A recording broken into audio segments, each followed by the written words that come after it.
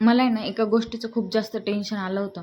आता ती काय मी ते तुम्हाला सांगतेच. पण आहे ना, आजचा दिवस आहे ना असा खूप जास्त आळशीपणात गेला होता. कारण की ना सकाळपासून आहे ना काहीच आवरता येत नव्हतं. कारण की पिल्लू नुसती रड चालू होती आणि तिचंच आवरण्यात चालू होतं सगळं. त्यानंतर बाहेर गेले होते. बाहेरून आले, भाजीपाला वगैरे आणला होता. आता हे आले होते घरी, त्याच्यामुळे मला बाहेर वगैरे जाता आलं आणि भाजीपाला वगैरे घेऊनही आले मी. आज काय झालं होतं काय माहिती, ती ना नुसती रड चालू होती. मग तिच्या जवळच बसण्यात सगळा वेळ गेला आणि हे सगळं काम बाकी होतं, तर ते मी सगळं आवरत होते. आता कसं झालं होतं, आज दुपारपर्यंत तर मी सगळं आवरलं. पण नंतर तिला आहे ना अंघोळ वगैरे घातली, सगळं झालं, पण ती काही झोपलीच नाही. त्यानंतर मी इथे सगळं आवरायला घेतलं होतं. मला हे तर बाहेरच जाणार होते.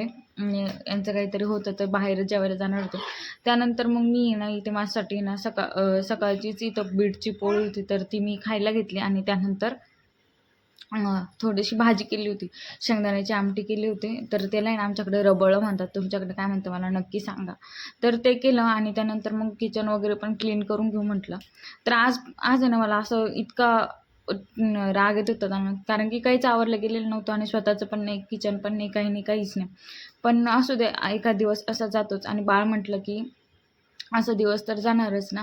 कारण की बाळाचं रुटीन आपण फिक्स नाही करू शकत. ते त्यांच्या अकॉर्डिंग चालू असतं आणि त्यांच्यानुसार आपल्याला ॲडजस्ट व्हायचं असतं. तर त्याच्यामुळे मी एवढं काही लोड घेतला नाही आणि हळू सगळं आवरायला घेतलं.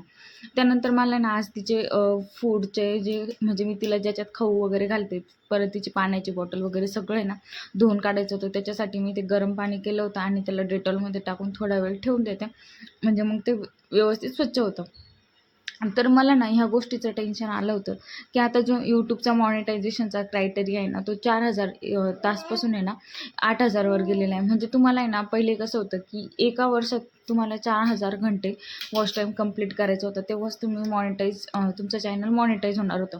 पण आता हा क्रायटेरिया चेंज होऊन आहे ना 8,000 वॉच टाईमवर गेलेला आहे लाँग व्हिडिओसाठी आणि शॉर्ट व्ह्यूजसाठी ना आणि तुम्हाला अगोदर 10 मिलियन व्ह्यूज लागायचे, ते पण 90 दिवसामध्ये.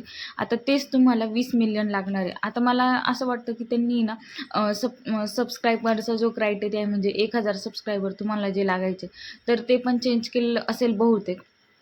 आता मी तर टेक्निकल व्हिडिओ बनवत नाही, पण मी पण फक्त टेक्निकल व्हिडिओ बघून वगैरे माझं चालू असतं बघायचा. तर आय थिंक तो क्रायटेरिया आणखी 1 फेब्रुवारी 2027 पासून चालू होणार आहे. त्याच्यामुळं मला पण एवढी इन्फॉर्मेशन नाही आहे.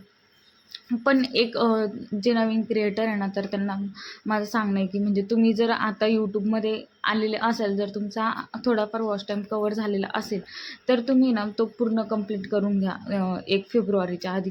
मी तर म्हणते तुम्ही ना 31 डिसेंबरपर्यंतच तो कंप्लीट करा. कारण की त्यानंतर कधी चेंज होईल म्हणून आपण काहीच सांगू शकत नाही. आणि कसं आहे YouTubeमध्ये खूप जास्त पैसा आहे.